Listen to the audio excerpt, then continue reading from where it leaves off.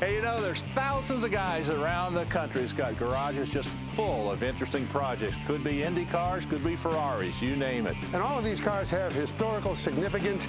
They can be hot rods, custom cars, all kinds of neat stuff, and they're just waiting for Dave and I to find them. You bet. And today we're here in the great Pacific Northwest, where we're going to take a look at a few of them right here on Griot's Garage Treasures.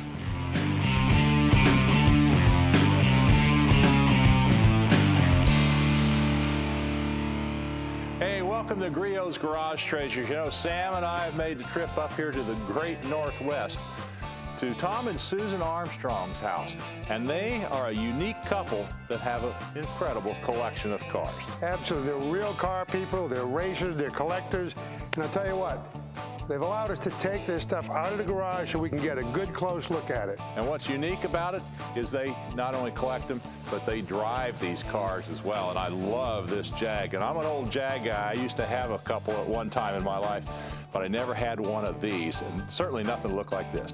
Oh, this thing looks better than the day it was built. It sure does. Well, there's a lot of other cars here that I want to check out, Sam, so I'm going to check some of these out right now. Boy, I'm really partial to these Jaguars. You know, I worked on them. This is a beautiful car. What an example of an XK140. It's a 1955. Well, that's a 140 MC, and I saw that car advertised back east, and I flew back and looked at it, and I really wanted to drive it home by myself, but that wasn't working out, so I had it shipped home and spent about a year working on it and getting it really pretty nice car. Of course, it's a beautiful black steel car with the beautiful louvers in the hood. And you know, this car had a 3.8 liter twin cam 6 in it, 4-speed gearbox, you know, wire wheels, but real knockoffs. And look in here, you know, by the way, you would loosen this up, the steering wheel would actually telescope, so you could adjust it to the driver's arms. You got the tack, the business end of it right there in front of you. The speedometer's over there. And of course, those are beautiful Smith's instruments. These cars were fast, they were beautiful on the road. And of course, this is, like I said, restored to the 9s. The interesting thing is, there's a real story behind this car. It found its way into this garage, and then it went away, and like a homing pigeon, it came back to this garage. A friend of mine just kept bugging me. He had to have it, and so I sold it to him.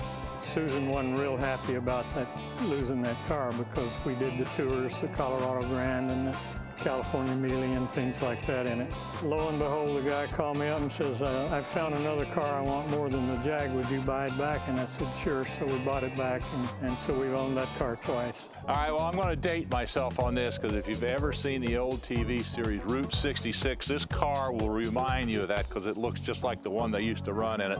This is a 62 Corvette. Now, this was a year kind of before the transition, before they made the Stingray.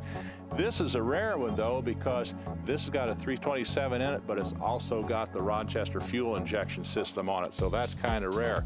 But it's well restored. It's got pretty much original looking equipment in it.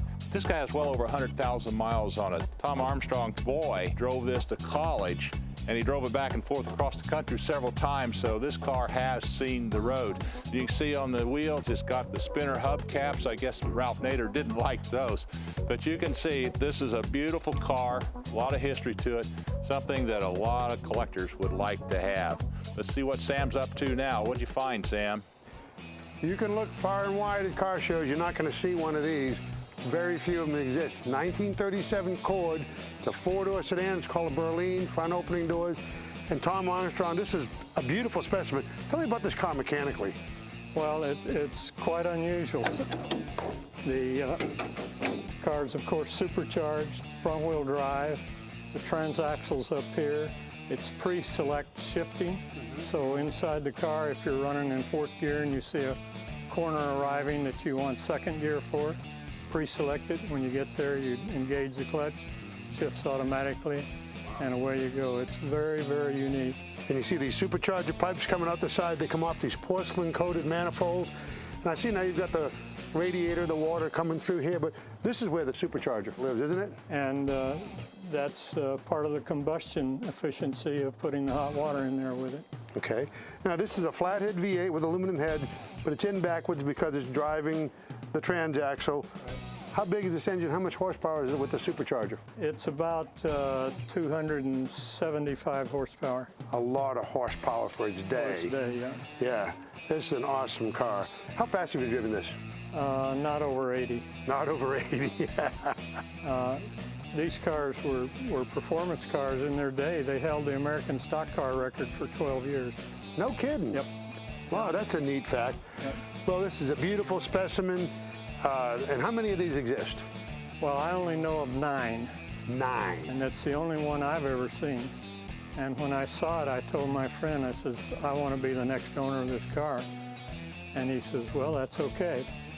And a few years went by, and I sold another car, and he called me up and says, now you have enough money to buy my car, because he'd been to the auction and seen the price I got for the other one. Well, this thing is beautiful. And we got a lot more to come. We got to take a break, but don't go away, because you're going to see some awesome stuff.